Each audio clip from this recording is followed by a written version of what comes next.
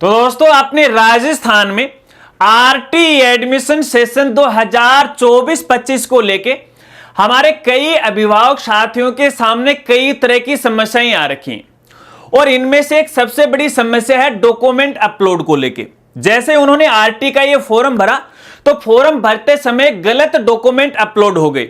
अब ये जो गलत डॉक्यूमेंट अपलोड हुआ है इसको कैसे अपडेट किया जा सकता है या फिर इसमें कैसे संशोधन किया जा सकता है, इसी समस्या समाधान के बारे में इस वीडियो में आपको बताऊंगा, चाहे डॉक्यूमेंट किसी भी प्रकार का क्यों ना हो।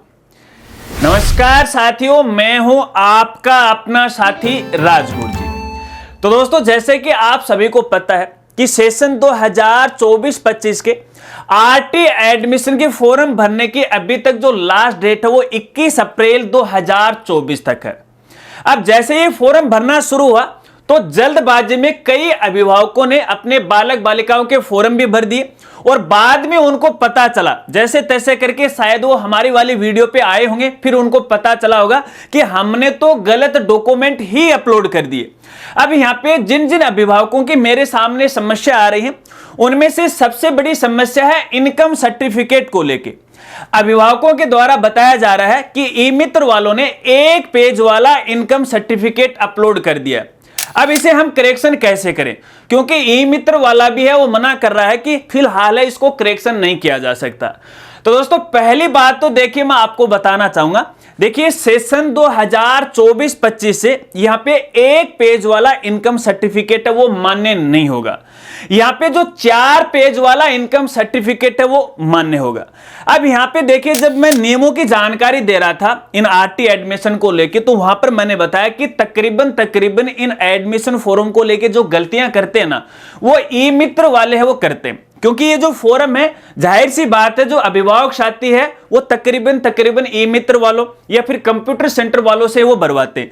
अब इनको नियमों की सही जानकारी नहीं होती और जब मैं ये बोलता हूं इन ई मित्र वालों को कि भैया आपकी वजह से अभिभावक परेशान हो रहे हैं, आप गलत आवेदन प्रोसेस कर रहे हैं, तो यहां पे ये मित्र वाले मेरे ऊपर नाराज हो जाते, नहीं राजगुरु जी हमें सब कुछ पता है, हम पिछले 5 साल से 10 साल से ये मित्र चला रहे हैं, हमें इतना भी नहीं पता है। तो भैया ये जो खामजन है अभी फिलहाल भुगतना पड़ रहा है ना वो सिर्फ और सिर्फ आपकी वजह से वो पड़ रहा है, क्योंकि आपको नियमों की जानकारी नहीं है। समय के अनुसार है यहाँ पे नियम है वो बदलते रहते हैं, इसलिए आप हमारी अपडेट वाली वीडियो तो देखते नहीं। तो सभी ई मित्र साथियों को मैं कहना चाहूंगा, देखिए आपकी वजह से कोई परेशान नहीं, आप अपना मेहनताना लो लेकिन काम करो नियमानुसार। अब यहाँ पे कुछ अभिभावक साथियों का यह भी कहना है कि स्कूल वाले भी हमें एक पेज वाले इनकम सर्टिफिकेट की है वो बता रहे हैं, तो भैया शायद उनको भी नहीं पता है, वो शायद अंधेरे में सोए हुए, क्योंकि या तो वो स्कूल नहीं चला रहे हैं या फिर वो कोई दूसरे धंधे में वो पड़े हुए। तो आपको बताना चाहूंगा केवल 4 पेज वाला आय प्रमाण पत्र है, इनकम सर्टिफिकेट है, इस बार सेशन 2024-25 के लिए ही मान्य होगा। अगर यहाँ पे गलती से आपने इनकम सर्टिफिकेट गलत अपलोड कर दिया, चाहे आपको ई मित्र वालों की वजह से या फिर स्कूल वालों की वजह से या फिर आप अपनी खुद की वजह से, तो भैया जैसे ही मान लेते हैं कि आपके बालक बालिका का आरटी में एडमिशन हो भी जाता है एक बार और बाद में जब यहां पे जांच दल आएगा तो इसको लेके है आपका प्रकरण खारिज है वो किया जा सकता है। तो अब यहां पे सवाल ये उठता है कि राजगुरु जी बक तो बहुत कर ली, लेकिन अब इसका समाधान क्या है? तो आपको यहां पे बताना चाहूंगा, देखिए यहां पे बात केवल इनकम सर्टिफिकेट की नहीं है, दस्तावेज चाहे किसी भी प्रकार का क्यों ना हो, यदि कोई भी दस्तावेज आपने गलत अपलोड कर दिया है तो देखिए फिलहाल आप उसे अपडेट नहीं कर सकते। लेकिन यहां पे आपको टेंशन लेने की आवश्यकता नहीं है, घबराने की आवश्यकता नहीं है, फिर भी आपके पास एक और मौका वो बचता है और वो मौका फिलहाल यानी अभी नहीं आपके सामने, उसके लिए थोड़ा सा आपको है इंतजार करना पड़ेगा, क्योंकि यहां पे जो आरटी के एडमिशन का टाइम फ्रेम जारी किया गया उस टाइम फ्रेम के अनुसार ही यहां पे हर एक प्रोसेस होने वाली है। यहां पे आवेदन किया, आवेदन की लास्ट डेट चली जाती है, उसके बाद लॉटरी निकलती है, उसके बाद आपके द्वारा यहां पे विद्यालय की चॉइस है वो भरी जाती है, उसके बाद यहां पे स्कूल के द्वारा आपके दस्तावेज के वेरिफिकेशन होता है। अब यहां पे जिस समय डॉक्यूमेंट वेरिफिकेशन की प्रोसेस चलेगी तो उस समय है स्कूल के द्वारा है, यदि कोई भी दस्तावेज अभिभावक के द्वारा गलत अपलोड किया गया है तो वहां पे ऑब्जेक्शन है वो लगाया जाएगा। हालांकि फॉर्म कैंसिल करने का स्कूल वालों के पास कोई भी अधिकार नहीं, वो सिर्फ और सिर्फ ऑब्जेक्शन लगा सकते हैं। और ये जो ऑब्जेक्शन लगाने की डेट रहेगी और उसके बाद यहां पे अभिभावक पुनः री डॉक्यूमेंट अपलोड करने की डेट रहेगी वो 23 अप्रैल से लेके 22 मई 2024 तक है फिलहाल तक। यदि डेट बढ़ा दी जाती है तो अलग बात है, यह समय आगे भी खिसक है वो सकता है।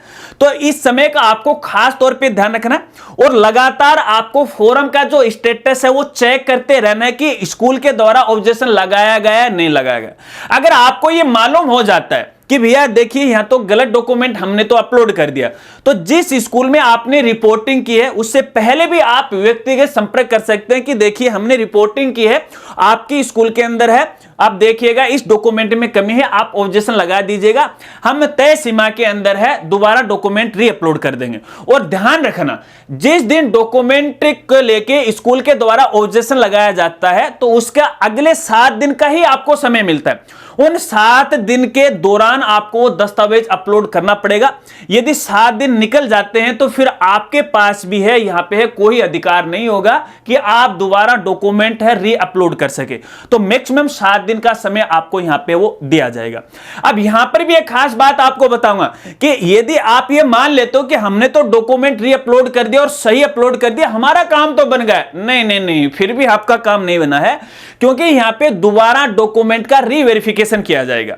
अब की बार ये जो री वेरिफिकेशन है स्कूल के द्वारा नहीं किया जाएगा, अब की बार ये री वेरिफिकेशन है संबंधित अपने ब्लॉक का जो सीबीओ कार्यालय है या सीबीओ ऑफिसर है, जिसे ब्लॉक शिक्षा अधिकारी बोलते हैं, उनके ऑफिस के द्वारा है आपके डॉक्यूमेंट को पुनः जांचा जाएगा।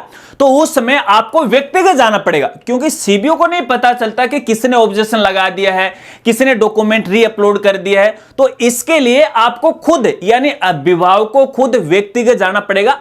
साथ में आपके सभी ओरिजिनल दस्तावेज हैं आपको लेके जाना पड़ेगा, उनको बताना पड़ेगा कि हमने आरटी का आवेदन किया था, स्कूल के द्वारा ऑब्जेक्शन लगाया गया है, आप हमारे डॉक्यूमेंट को है रीवेरिफिकेशन कर दीजिएगा, क्योंकि हमारे पास नियमानुसार सभी दस्तावेज बिल्कुल सही हैं।